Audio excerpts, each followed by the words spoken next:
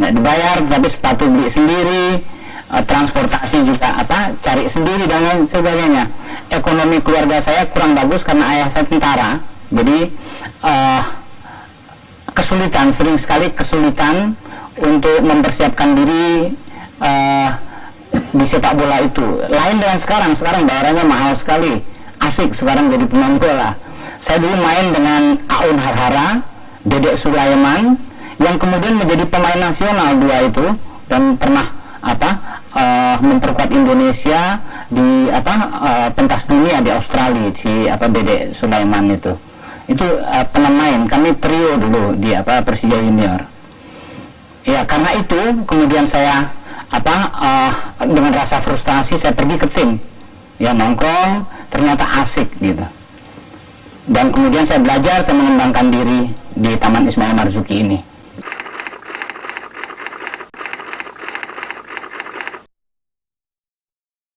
Jadi pada tanggal 27 Juli tahun 72 saya menonton sebuah pertunjukan teater dari teater populer, sutradaranya Teguh Karya, pemainnya Rian Tiarno, kemudian Sylvia Nenggolan, kemudian Titi Kadarsi. Mereka mementaskan Perhiasan Gelas. Wah, itu luar biasa, kok ada teater seindah itu gitu. Itu yang membuat saya tertarik dengan teater. Kemudian sebulan kemudian tiba-tiba ada pertunjukan, beberapa bulan kemudian ada pertunjukan yang juga menggetarkan. Saya nonton Mastodon dan Burung Kondor yang disutradarai oleh Rendra. Pertunjukan itu ditonton oleh 7.000 penonton. Bayangkan, tidak terbayang oleh saya sebuah teater ditonton oleh 7.000 orang dan penonton bisa berteriak-teriak mengatakan betul dan lain sebagainya sampai membakar-bakar kertas gitu. Ini luar biasa untuk saya, bagaimana sebuah pertunjukan menghipnotis penontonnya. Nah, dua pertunjukan itu yang memotivasi saya, yang membuat saya menjadi ingin mendalami dunia teater.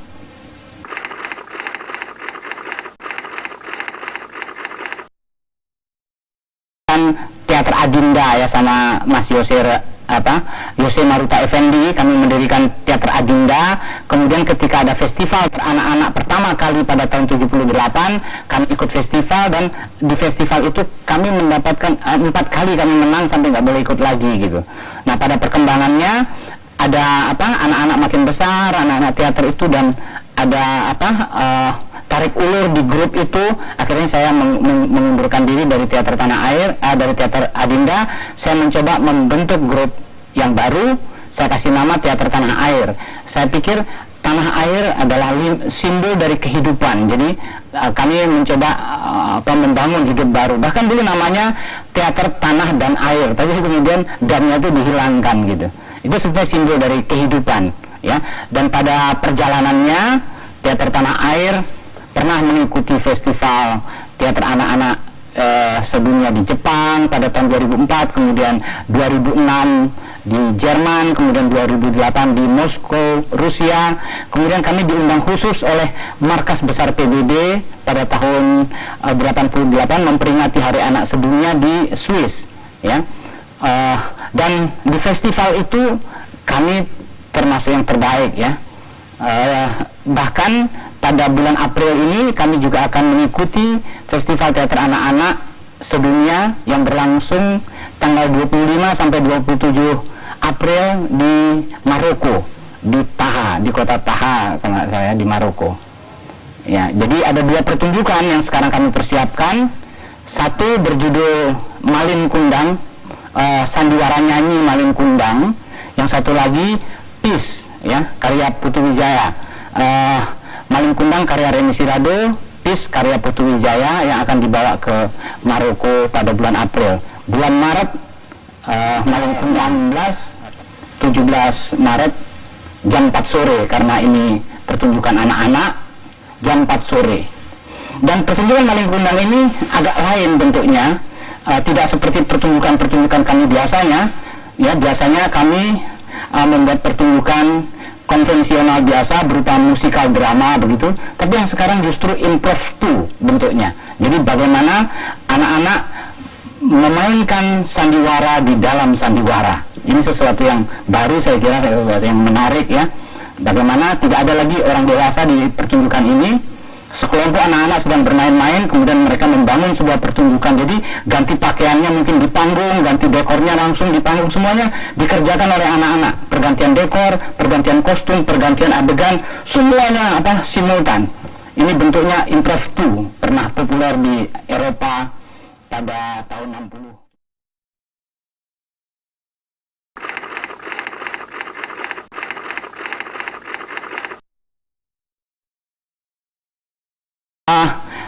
Ketika kami menjadi juara dunia di Jerman pada tahun 2006, kemudian kami rekam komentar dari sutradara-sutradara teater dunia yang menonton pertunjukan kami. Rata-rata mengatakan bahwa yang luar biasa dari pertunjukan kami itu energi dari anak-anak. Saya juga terkejut, energinya luar biasa katanya. Begitu anak-anak main, seluruh gedung itu penuh dengan energi. Itu yang mereka sampaikan. Bahkan Presiden Teater Anak Sedunia juga mengatakan itu. Saya pikir karena pola atau bentuk latihan atau metode latihan yang saya berikan yang membuat anak-anak mampu berekspresi seperti itu. Metode latihan yang saya berikan saya namakan masuk ke dalam alam. Ya, di dalam latihan itu anak-anak membongkar potensi-potensi kreatifnya, membongkar semangat bermainnya untuk mereka ekspresikan di dalam pertunjukan. Nah, proses ini ada latihan-latihan yang mereka harus jalani untuk mereka sampai kepada semangat bermain seperti itu. Misalnya contohnya, saya suruh seorang anak misalnya, coba sekarang kamu bayangkan kamu diserang oleh seekor kumbang dan kamu menghindar dari serangan kumbang itu. Mereka berekspresi dengan caranya masing-masing. Sekarang kumbangnya 5, sekarang kumbangnya 10, sekarang kumbangnya 100, sekarang kumbangnya 1000, sekarang kamu yang jadi kumbangnya. Seperti itu. Jadi latihan-latihan seperti itu membuat emosinya keluar dan semangat bermainnya muncul. Kemudian sekarang kamu bayangkan seekor ular akan mematuk kaki kamu, tetapi kamu jago menghindar sehingga ular itu tidak sempat mematuk kaki kamu. Setiap anak pasti akan meloncat dengan caranya sendiri gitu. Dan itu semua kekayaan. Sehingga sehingga ketika main, kakinya ikut main, kepalanya ikut main, tubuhnya ikut main, seluruh organ-organ tubuhnya ikut main gitu. Nah, ekspresi yang bagus menurut saya adalah ekspresi ketika seluruh organ-organ di dalam tubuh ikut berpartisipasi. Jadi partisipasi dari organ-organ tubuh itu membuat seseorang menjadi karismatik, membuat seseorang menjadi unik di atas panggung. Itu sebetulnya. Dan macam-macam latihan yang diberikan.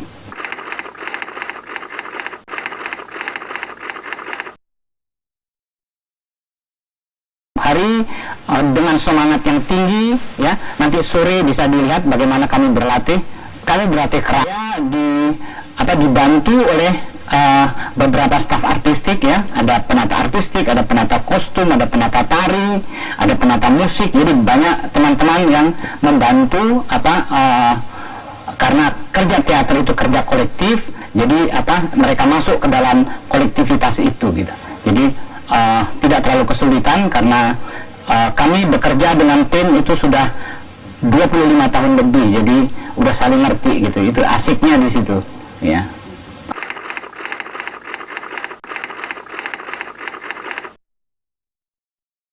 Pertunjukan kami sangat memukau, ya. Bahkan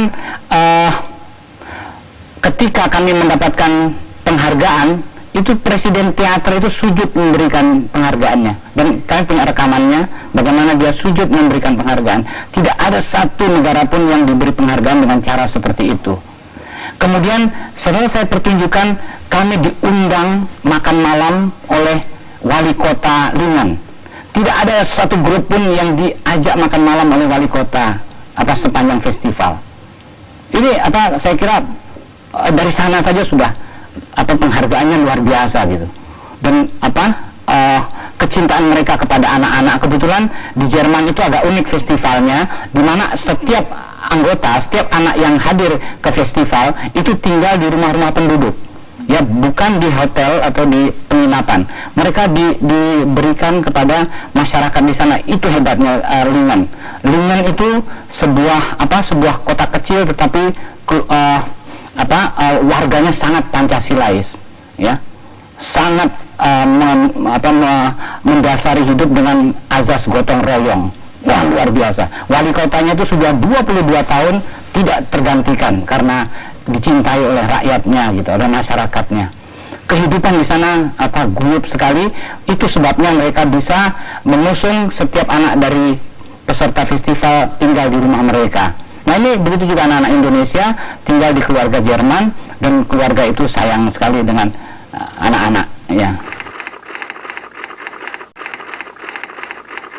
Terus dari pengamatan itu saya melihat mereka kesulitan mengembangkan diri karena kurangnya support dari berbagai pihak, baik swasta maupun pemerintah terhadap dunia teater anak-anak. Begitu juga di daerah-daerah. Saya sudah keliling ke beberapa provinsi di Indonesia. Ada 1-2 grup teater, tetapi belum bisa continue melakukan pertunjukan-pertunjukan, membentuk latihan-latihan gitu, karena kesulitan metode dan lain sebagainya. Banyak sekali kendala-kendala itu.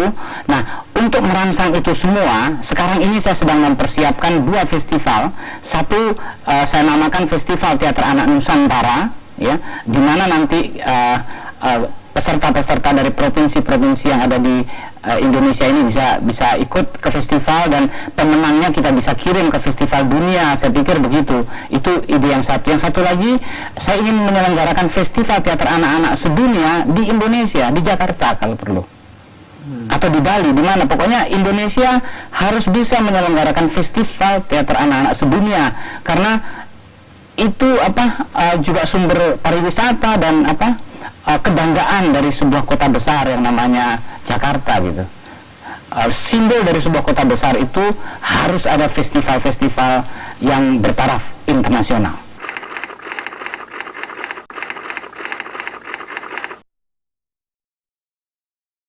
Ya, melihat Pak Yasin yang begitu cinta kepada buku. Saya bergaul dengan banyak tokoh-tokoh yang semuanya senang membaca, buku. Itu yang membuat saya juga senang mengoleksi. Jadi pada tahun 70-an itu saya gaji saya waktu saya kerja di tim habis untuk beli buku.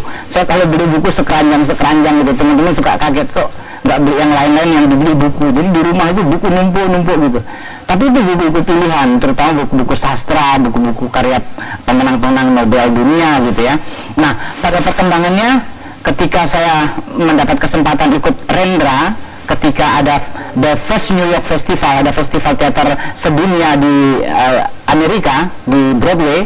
Nah, saya melihat di Broadway itu setiap kilo ada second hand store. Wah, luar biasa gitu. Jadi buku-buku teater yang lama-lama, yang sulit-sulit itu ada di second hand bookstore dan murah harganya. Nah, ketika pulang ke Indonesia, ide itu saya coba lontarkan kepada Suryadi Sudirja. Saya bilang, waktu itu dia jadi gubernur, Pak Suryadi, di Indonesia ini, terutama di tim ini, perlu ada satu second hand bookstore, Pak.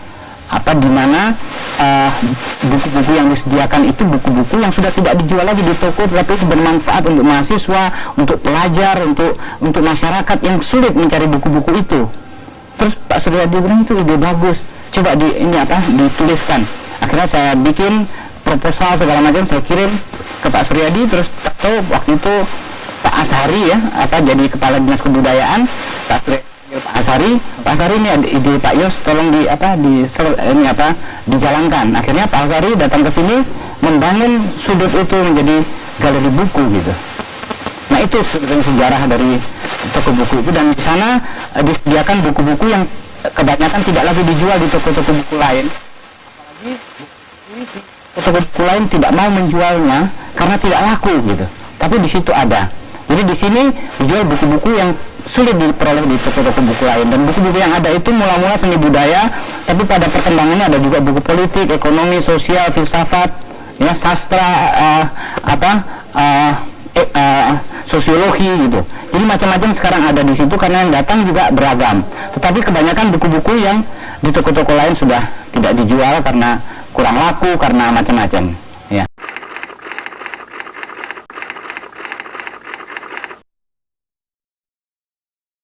memang Taman Ismail Marzuki ini harus terus mengaktualisasikan diri ya, harus terus memantau perkembangan seni budaya tidak hanya di Jakarta, tidak hanya di Indonesia, tapi juga di penjuru dunia seperti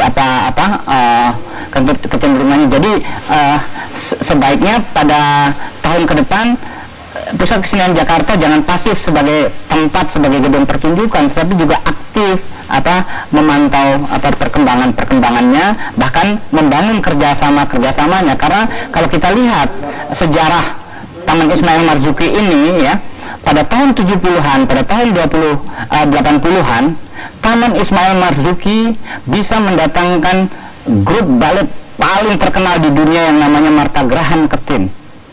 Ya, bukan mereka mendatangkan dari Amerika Ketin, tapi Martha Graham kemudian keliling Asia, suruh mampir ke sini melalui kedutaan. Nah, bagaimana membangun kerjasama seperti ini? Pada tahun 70-an, Taman Ismail Marzuki juga pernah mendatangkan Marcel Marceau, pemain pantomim yang sangat terkenal di dunia. Pernah mendatangkan Royal Theatre dari teater Shakespeare, main di teater tertutup, ya, dan lain sebagainya, ya. Workshop teater. Wah, banyak sekali pertunjukan-pertunjukan yang tarafnya internasional, tarafnya dunia bisa main di Taman Ismail Marzuki hanya karena komunikasi, bukan karena duit gitu.